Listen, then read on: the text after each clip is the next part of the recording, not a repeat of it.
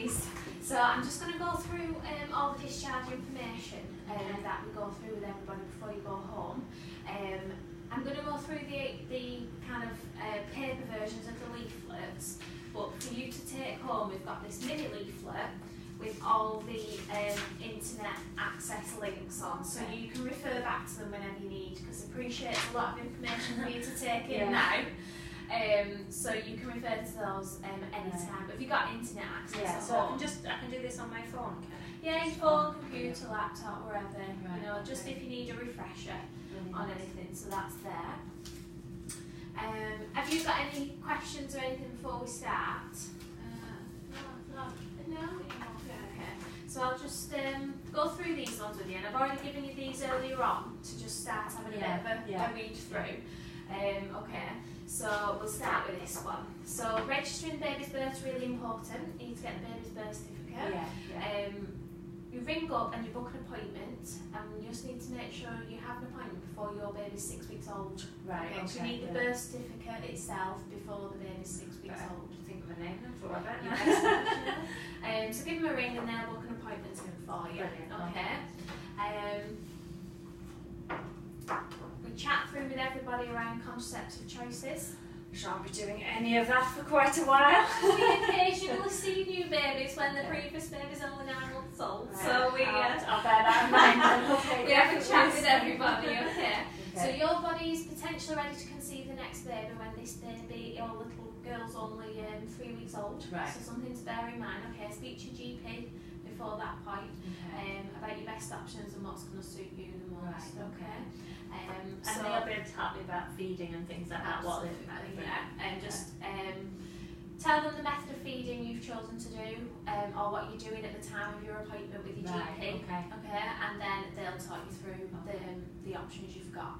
Okay, sooner the better. Absolutely, definitely. Okay. I'm going to refer you to this leaflet just for a second. I'll talk through these with you. So we go through the best ways to put your baby to sleep. Don't feel like you need to go home and have your house really hot. Okay? If you're warm enough, your baby's warm enough. If you're too hot, your baby's too hot. Okay? When we like babies to sleep in their own cot at night time or whenever they go down to sleep, so always in the cot, flat on the back, no pillow. Feet touching the bottom of the cot or the Moses basket. No cot bumpers, nothing like that. And they don't need swaddling round and round and round with their blankets now, okay? Just chest height, tuck it down the side of the mattress, semi-loosely, No hat or anything like that? No hat inside, only outside. Up to the baby whether they like the hands in or out, they'll decide, okay? And the cellular blankets, that one you've got there with the holes in, don't use anything thicker than that in the house.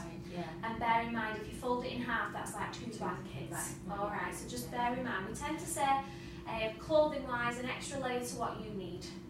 Pop that onto the baby. Early days, it's really, really normal for hands and feet to be a little bit cold. I noticed that. I've seen that. It might be tinge blue just on the outside, but as long as the chest is lovely and toasty warm, essentially they're warm, okay? So, hands and feet a bit cool, gloves and socks. Chest a bit cool, an extra layer. Alright, don't worry that they're cold because their hands are cold in the I can always have do skin to skin, keep it. Perfect. Do skin to skin whenever you like. Days, weeks, months, years, whenever you like, okay. And then, like I say, sleeping in their own cot Moses basket. With you for the first 6 months, so day and night, whatever room you're in, that's the room they're in. And I've got one for downstairs, so perfect, brilliant. I also advise in smoke-free home. Okay, You don't smoke. Don't smoke. No, and nobody comes in smoking. Brilliant. So any friends, relatives, if they're a smoker and they come in, top layer of the clothing off, wash their hands, and ideally at least 30 minutes between cigarette and handling the baby, okay? They just think that potentially babies getting too hot and smoke infused might increase the risk of sudden infant death syndrome. So it's not to scare you, it's just to inform you of how to put them to bed as safe as possible. To do that, so wash your hands and make sure, but Brilliant. So we've got a lovely leaflet here as well around caring for your baby at night time. Because it always just feels like a little bit more of a struggle at night time. She was feeding a lot last night. So little hints and tips what you can do, great little leaflet. They're not specifically, they don't necessarily need you more at night time, it just feels more because it's dark and you're on your own and things like that. So just a few little hints and tips there. A leaflet here around Fit for the Future, so a bit of guidance around exercising post-birth. Okay. Start low and build it up. Okay. Start with walking and just listen to your body, increase the pace and things like that. One really important exercise is pelvic floor exercise. Have you heard of those before? Yeah. I heard somebody mention it, but I'm not quite sure. So your pelvic floor muscles are kind of the muscles that sit underneath. It's really important that those are strong again for future pregnancies, but also very strong. No, we won't do that. It's alright.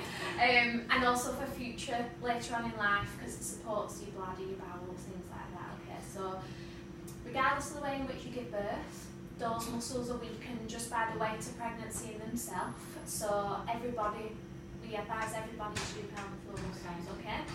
So an analogy I always use. Have you ever been in the middle of the supermarket desperate for the toilet? Yes. Yeah? And you squeeze so those muscles that move, those are your pelvic floor muscles, okay? Now I don't want you to do it when you're on the toilet. Yeah?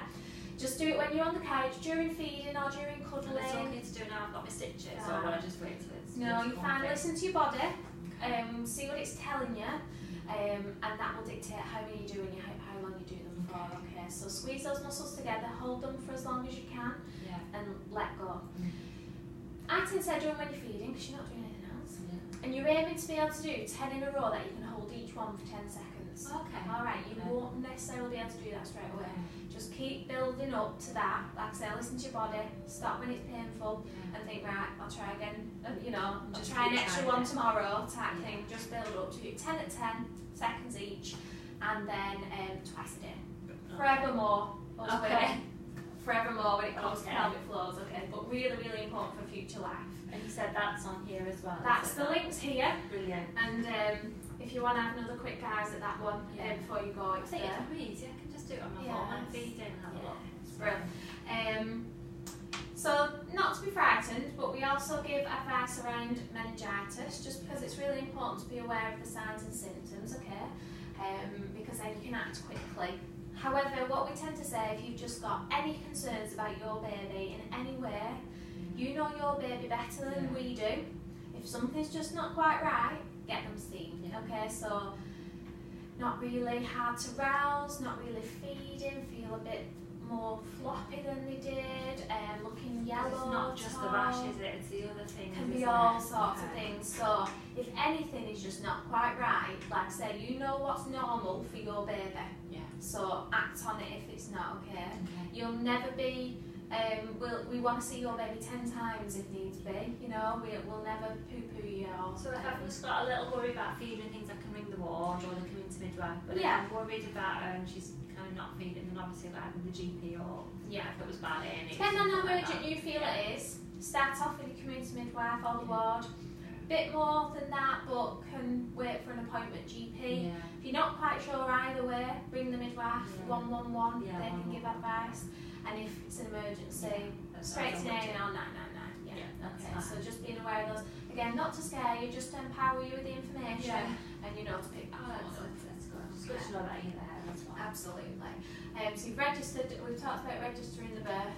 Now we do lots of routine screening tests on all our babies.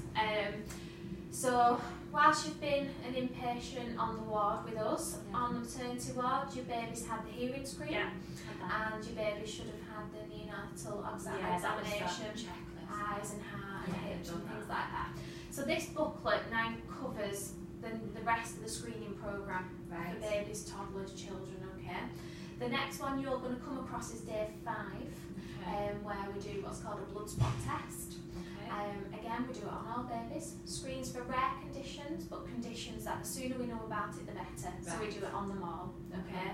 Community midwife will do that in the home with you on day 5. Always good to pop socks on that morning so the feet are a bit warmer. But the information's in there and the midwife will go through it again with you at home. Okay, so just to make you aware, but it will map you through. Okay, that's good. We've done contraception, and then we like to hear feedback from you, if you don't mind, because that's how we continually improve our service. This is our friends and family leaflet, so if you don't mind filling that out before you go, that's great, it's anonymous. And we always like to act on our feedback, whatever you want to share with us.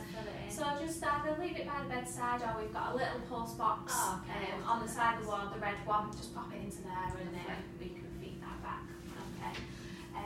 So again, a little summary of everything we've covered there. Yeah. The midwife, when I come back to you with your paperwork and things to actually go home with, I'll give you all the paperwork you need to take home. Just have that handy tomorrow, because the community midwife will come and visit you at home tomorrow. Okay. She'll then plan the next visits with you at home. It's kind of any time between 9 and 5. Okay, The health visitor will make contact with you, because the health visitor sometimes overlaps or takes over straight after community midwife, and they'll see you through to school. I met her about 36 weeks, so she said she'll make contact with you. What's really important also is that you register there with your GP. Yeah. So you've got your little red book. Any appointment to do with your little one, take that with you. Right, okay. It's your baby's record. Just like I've the pregnancy one. Take that with you. Take that to the GP as soon as possible and make them a patient with the GP. Yeah. Okay. Then, if they need seeing, you don't have to do it all at the same time. Any questions or anything on all That's that? fine. We've gone through all the feeding stuff before. I'm quite happy with that. Yeah, I feel fine. Right. When I come back with your paperwork, I'll just go through final few bits with you. So we can get our stuff packed and then just wait for you to come back. Is that alright? Brilliant. Thank you. You're welcome. Congratulations. Thank you very much.